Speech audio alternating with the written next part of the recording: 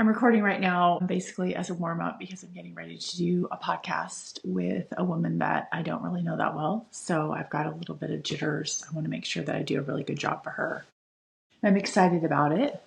Everything's all set and ready, but there's always this sort of like moment of imposter syndrome where I'm like, I've done over 400 podcast episodes. I feel like I'm pretty good at interviewing. I've done some research on it. I love talking to people, and I spent 25 years having conversations with people who worked in my different salons, and then also people who came to see me personally, privately, one-on-one in the chair. So I feel like I'm pretty good at having conversations, but I always get a little antsy about the tech. Like I'll keep looking at this. There's a recording right above them. Am I recording? Because one time I did an interview and I didn't record. Horrible. Do I look okay? I'm really self-conscious about my eyes right now because of my thyroid eye disease. And I feel like they're looking pretty good today, but sometimes they water a lot. They're always itchy and kind of painful. And I'm wearing contacts today, which I don't normally, I'm not supposed to be doing all the time right now. But the glasses are hard because I'm always adjusting them. I didn't know about the glare. So there's always like this little teeny tiny bit, no matter how familiar I am with someone or not familiar, before I go to record a podcast, of imposter syndrome. And I'm 53. I've experienced it since I was conscious. I experienced it since I was like 4 years old. Like, am I good enough to go to kindergarten? It's always like this question, am I good enough? And in my heart, I know I'm good enough. I was raised by two parents who always made me feel like I was good enough. They maybe didn't think my choices were good enough, but they always thought that I was good enough to do anything I want. I definitely got that messaging, and I've tried to raise my kids that way. But knowing all of the advantages I've had in my life, all of the leg ups I've had, and all of the experience running all these different salons in different states, I've been in 2 different marriages, I've had 2 different families on top of my own.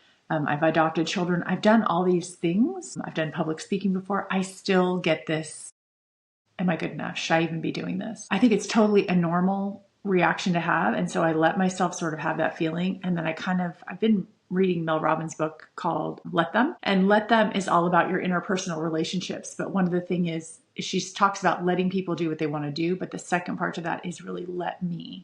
And the let me part is make your plan. Like, do I want to deal with these people that are treating me this way or making me feel this way? But also the let me part of it is taking your power back and coming up with a plan. So recording right now was part of my plan to get some of my jitters out. I do feel like I look fine on camera. My hair's okay. I curled it. I feel better. And it's just, it's part of that, like letting me take control back of that feeling that I have over myself. And the truth is that all emotions pass. So I'll have these big emotions, even though everything's been set up in here, even though I've been ready, even though I have my questions ready, even though I've done my research and I've had a pre-conversation with her and I know she's a really cool person. It's going to be a really easy conversation. Even though all that's true, it's totally normal for me to be having these feelings. But I do know from doing work, from reading books, from talking to a therapist, from talking it over with my best friend, my husband, it's a normal part of being a human being. And it's just something that we go through. Part of it is excitement. It's the same emotion. Like when you're really excited to do something, it's that same nervous feeling. So it can kind of be equated to that. And some of it is just expectation. Like I want to be good at this. Like I care about this.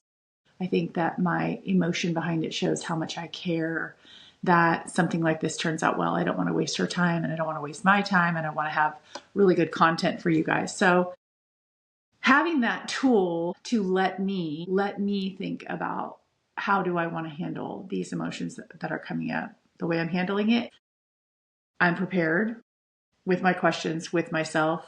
I'm prepared with my equipment. I'm prepared, ready. I've got my water right here. My supplements are ready for me to take right after.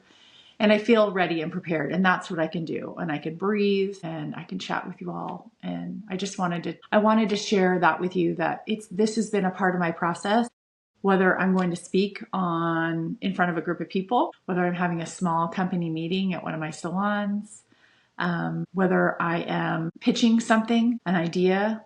There's always this best case scenario. I would call it excitement. Like I'm excited and I care. But then sometimes I take it all the way over to I'm nervous, I'm scared. And then it goes all the way to the side of I'm not good enough, I can't do it. And so all of those emotions are in that same rainbow, but I can do it. I've done it before. I have the evidence. I know that I can have a great conversation. I know it can turn into something really good. I just have to kind of take that dial and pull it back over to like somewhere between I'm excited and I'm nervous. I'm excited and I'm nervous. Let the imposter syndrome, those nerves, those jitters, let them kind of leave because I got this. So anyway, that's a vulnerable share. And I don't know if that was like too much to share for you guys. Probably not. This group of people I know all of you have experienced similar things, but it's an old familiar friend. It's kind of like the 8-year-old part of myself that pops up and I am like, I know it's coming. I knew it was coming last night. I laid down at my normal time to go to sleep and my eyes are like wide open and I'm like, what do I need to do for tomorrow? It's the same thing I always do. I have to pull out my light, my mic, my styrofoam that are not styrofoam, but like I have these little things packed around my mic. So it sounds a little bit better for you guys.